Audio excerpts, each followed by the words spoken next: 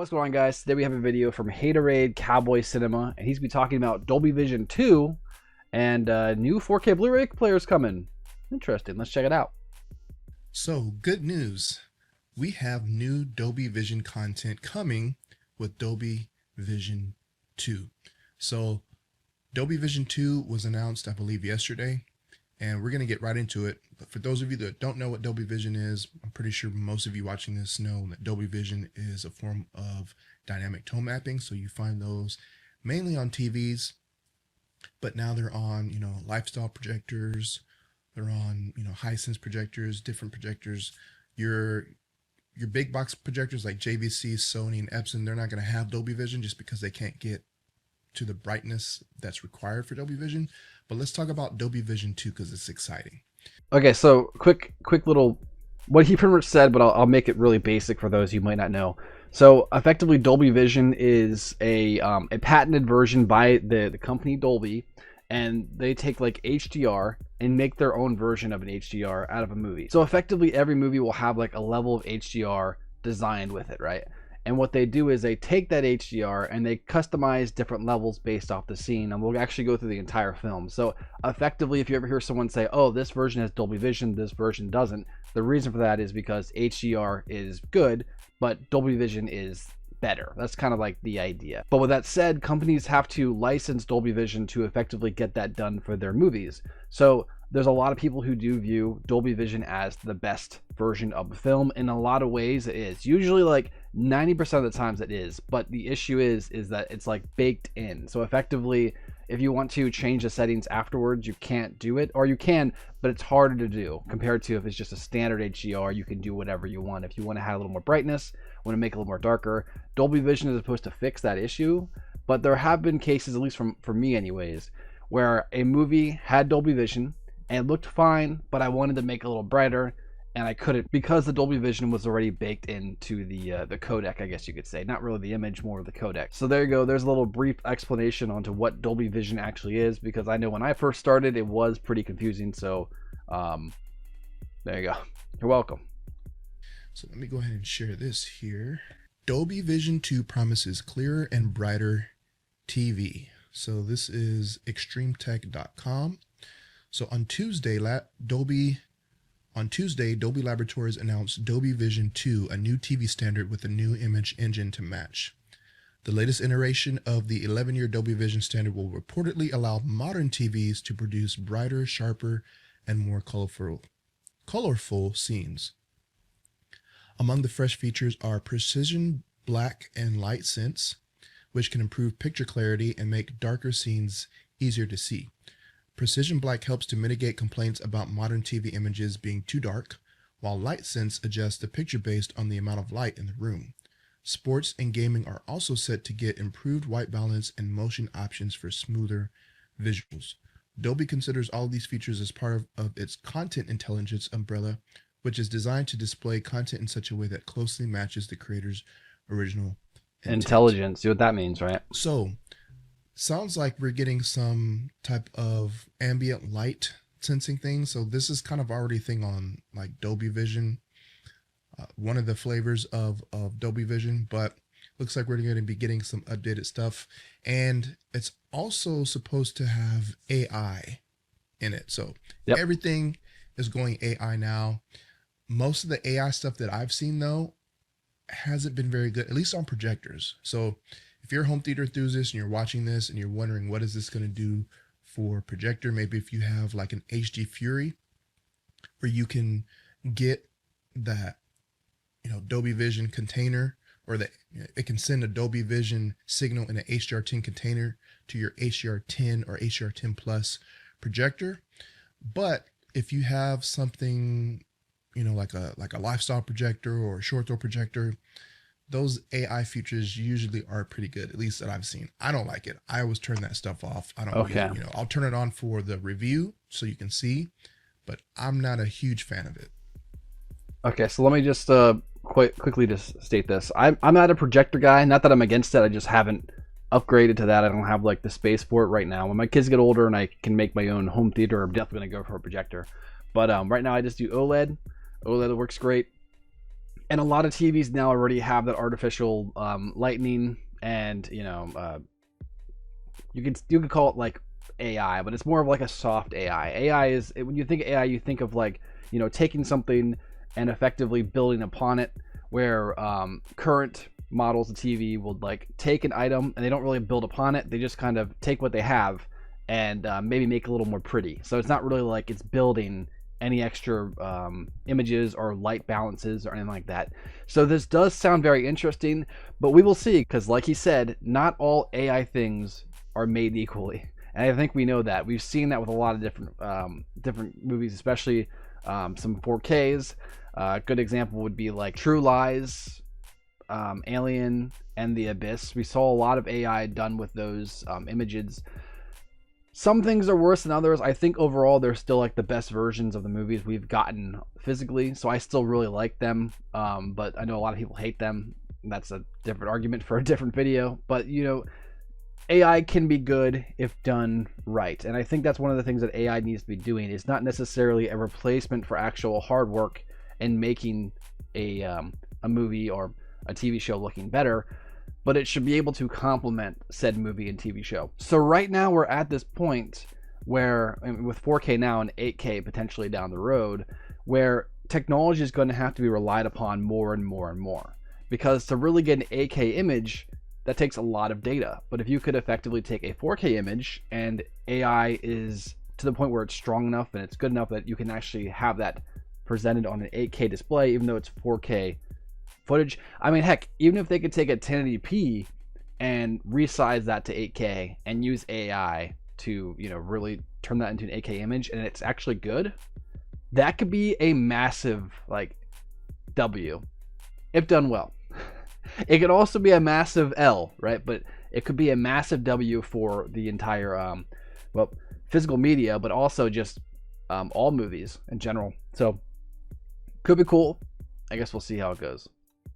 So Dolby Vision 2 is split into two categories. Dolby Vision 2 Max for high-end televisions, which adds extra premium functionalities, and a standard version of mainstream TVs, which will offer core content intelligence upgrades. Hisense will be the first to boast Dolby Vision 2 within its lineup, with new RGB mini LED TVs powered by the MediaTek Pentonic 800 chip and MirrorVision Pro PQ engine. Hisense hasn't yet announced when these devices will be available. Canal Plus, one of France's leading media companies, is the first to add Dolby Vision 2 to its content, which includes movies, TV shows, and live sports. So, not sure if this is going to come to streaming services here in the US, but it will eventually. I'm sure at some point it's going to trickle down. So if we take a look at Hisense's flagship, so I have the Hisense 65-inch U8 mini LED QLED in my bedroom, and I have the U7 last year's version in my living room. I'm gonna hope that the newer TVs, 2025, I'm gonna hope that these TVs were built with Dolby Vision 2 in mind. No, I don't know yet, but you can see what this supports. It supports HDR2 Plus, Dolby Vision IQ, IMAX Enhanced, 5,000 nits. So I'm going to assume, at least if any of the TVs are going to be upgraded, I'm going to assume it's going to be, at the very least, the 2025 models. They should be more than capable. They should be, but they're not going to be handling Dolby Vision 2, whatever that is. I don't know what the bandwidth on that is, but I'm going to assume that these TVs probably can get updated, whether it has to do something with they're capable, but licensing, like there needs to be like new licensing since it's new technology. I could see Dolby doing that to where, hey, yeah, these TVs are absolutely capable of supporting Dolby Vision 2, but because it's new technology and money and licensing and contracts, let me just cut in there. He's pretty much covering the whole thing too. They're going to do that. They're going to want to push this. Dolby is doing something where they're like, okay, Dolby Vision's good. Everyone knows Dolby Vision is good, but what can be better? A Dolby Vision 2. All Dolby has to do right now, they could do that update. Probably, maybe some older TVs, maybe the C1s, maybe C2s, probably might be a little too old for the technology, but C3 and above, they could definitely just put an update on. Boom, Dolby Vision works with it now. Sorry, I just had a phone call during that train of thought and completely forgot what I was talking about. So pretty much what it comes down to is Dolby could update their older TVs, but why would they do that when they have this fresh new option? I think for the way that they're looking at it is they're trying to sell it as if it is, you know, the next step up. I think it's more of like a, hey, AI is now going to be introduced into Dolby Vision that's going to be able to improve, right?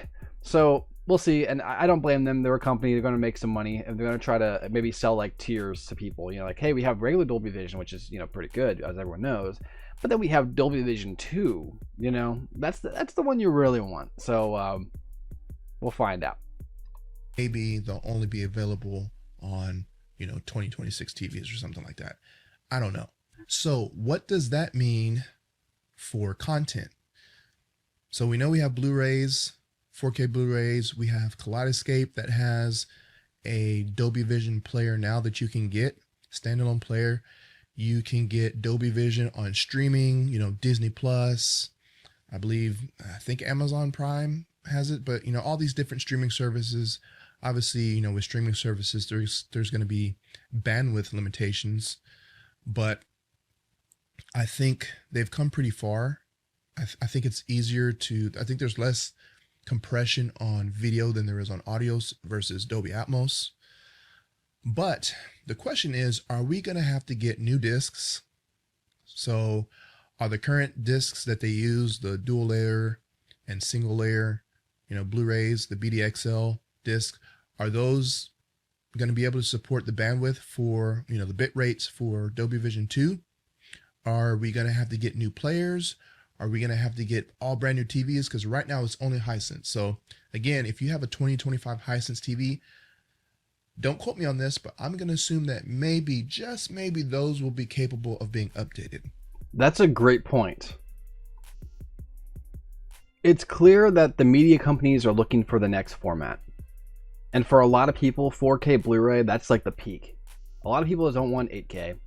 I think there's a level of 8K that could be introduced at some point in the future. But a way to do that cheap would be to introduce 8K, which is effectively AI upscaled 4K. I know people might get mad at me for saying that, but that would be a way to go about that. And of course, Dolby Vision 2 would be introduced with that. I don't know. That is a great question, because if this is really that big of an update, and I think it's, like I said, it's more of one of those things where they could just release it on a patch. It's probably not that big of a thing, but if it really is something bigger than what I know, maybe that is the next format. The next format is going to be the Dolby Vision 2. Like, oh yeah, you have Avatar on Dolby Vision. I have it on Dolby Vision 2. Peasant. Like, that's the next one, right? You know how we look at DVD people as if they're peasants? Well, pretty soon it's going to be people with Dolby Vision 2 who are going to look at everyone else as they're peasants. But yeah, it's going to be interesting. I'm almost certain that the hardware can support Dolby Vision 2, but whether it's going to come down to licensing and new tech, you know, that's where it starts to get murky. But are we going to have to get new Blu-ray players? Because there aren't very many people or companies making Blu-ray players anymore. Oppo used to be the flagship, the cream of the crop. They stopped making Blu-ray players. It's probably been, what, 3-4 years now, if not longer. Panasonic, I don't think, is making Blu-ray players anymore. Sony has come out with a new one, I think, this year or last year, but it's not anything groundbreaking. Like, not really very many new features. Who else? Pioneer, I think they stopped making Blu-ray players. So there's only a couple people that are making Blu-ray players right now. But the biggest one that's still making it is going to be Magnetar. And that's exciting because Magnetar also just announced some new Blu-ray players. So let's talk about that. Okay, yeah. So that was kind of the second big news of this video. There was the one that was, you know, that we just saw, Dolby Vision 2. And then the second big news is new 4K Blu-ray players are coming, which is an interesting thing because for a long time, the media and a lot of other spaces tried to sell the idea that 4K and Blu-ray and physical media in general is dying. It's on the deathbed. Then why are we seeing all of these really cool things that go perfect with physical media? We see the return of the steelbooks. The steelbooks are taking off. Like some of these more rare ones, they come out and they're gone within a day if you don't get them. So it's like, what is going on here? Is it the return of physical media for sure? Or does physical media live with us in our hearts? Let's find out.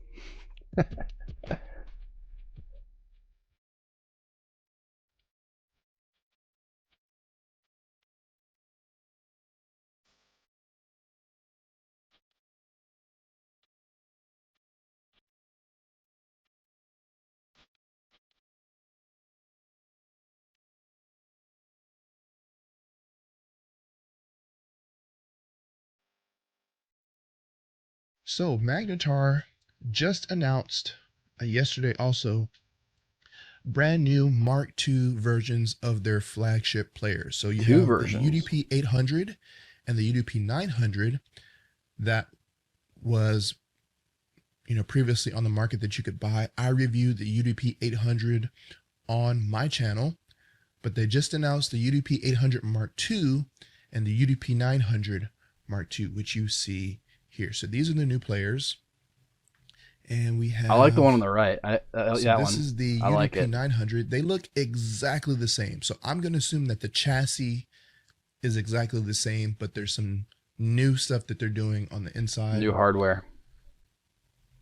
Got another picture here of the UDP 900. So we'll go back to these players. So on the left, you have your UDP 800 Mark II, and on the right, you have the UDP 900 Mark II. So let's see what's different with the specs here. So I'm going to make this bigger. So for the UDP 800, the UDP 800 Mark II builds upon the award-winning pedigree of Magnetar's universal disc players, delivering uncompromising performance for both music and cinema enthusiasts. At the heart of the UDP 800 Mark II is Magnetar's proprietary award-winning intelligent video image processing engine designed to reveal every nuance of your favorite films. This advanced processing system produces an image that is both cinematic and precise, with deeper contrast, true color accuracy, and exceptional motion handling. An upgraded TMDS retiming function ensures the highest quality HDMI outputs, safeguarding signal integrity against jitter while increasing load carrying capacity for the most demanding displays and projectors. So the UDP 800 Mark II's newly designed 2.0 audio boards are a complete reimagining of analog sound delivery. 7 precision OPA 1602 operational amplifiers work in harmony to provide cleaner signal paths, more accurate sound reproduction, and significantly reduced distortion. Beneath its robust chassis, the UDP 800 Mark II features upgraded copper core internal wiring for enhanced conductivity and signal stability, while all PCB connectors have been replaced with premium JST and Amphenol components for long-term reliability. The optimized USB 3.0 hub now features a redesigned power supply for an increased stability and performance with connected drives and DACs. So this is going to support Dolby Vision, Dolby Atmos, DTS:X, 4K Ultra HD, Blu-ray 3D, DLNA, HDR10 Plus, Super Audio, and HDMI. And then for the UDP 900 Mark II, we have newly designed audio processing architecture built around the dual ESS 9038 Pro DACs, renowned for the ultra-low noise, exceptional dynamic range, and razor-sharp detail retrieval. A dedicated HDMI audio port with TMDS retiming preserves digital purity by reducing jitter and optimizing signal integrity even across long cable runs. With advanced USB audio playback up to 768 kHz PCM and 512 DSD, the UDP 900 Mark II ensures music reproduction that is natural, spacious, and accurate as the original performance. So there's also a redesigned USB 3.0 system that features isolated power and dedicated hub chip for maximum stability and compatibility with high-performance DACs and storage devices. We've got expanded network functionality and room-ready capability that gives installers and enthusiasts the flexibility to manage vast digital libraries with uncompromising quality. So it sounds like these new players are going to be more powerful than the previous versions. I think they're really focusing a lot on file playback. So these are supposed to be like a universal player. So you get your 4K Blu-ray, your discs, but then you're also supposed to be able to play all of your content back on, DLNA over your network. If you have a NOS, you have all of your movies ripped, stored. You should be able to play that. And then, USB playback. So if you have a bunch of hard drives, maybe you want some really quick access, you don't want to do it over the network, you can plug up to the USB, or I'm sure you could probably plug up a NOS to this thing too, and it'll probably read it. But I'm supposed to get one. Interesting. Okay. So that's kind of a big selling point that a lot of players don't do, because I get it, because players are supposed to be for the discs, but the idea of being able to attach a NAS to that's a pretty good selling point. I think what they really should be doing right now, since these are like the new big bads that are coming out, that Dolby Vision 2, they should like contact Dolby right now, like call up the reps, get that figured out, because like that's gonna be the big selling point. If these are the players that can do Dolby Vision 2, that's gonna be a big thing for them. They're gonna sell tons of them. I don't know which one yet. I'm gonna try to get the 900 Mark II, but I am supposed to get one on the channel after CEDIA, sometime after CEDIA. Unfortunately, I won't be at CEDIA this year, but yeah. So Dolby Vision 2, and I'm hoping that these new players, these new Magnetar UDP 800 and 900 Mark II, I'm going to assume that the announcement of these players and the announcement of Dolby Vision 2 is not a coincidence. Yes, Magnetar, if any of you guys are watching this, contact Dolby right now and be the first players to get this. This is going to blow up. Like, it's going to be great for your company if you do that. You need to get Dolby Vision 2 on these players and make a big deal about it, because this is a big deal in the physical media space. A lot of other people who don't care about physical media won't care about this, but for physical media, this is a massive deal. Get on it. Like, get these players doing Dolby Vision 2. It's going to be crazy. I'm going to assume that these are going to be powerful enough to support Dolby Vision 2. So if you want to check out Dolby Vision 2, these are basically like, they're very, very similar to Oppo players. Again, I reviewed the 800 on my channel, and it's almost basically an Oppo player, but a little bit different. Like, the user interface looks exactly the same. The settings look exactly the same.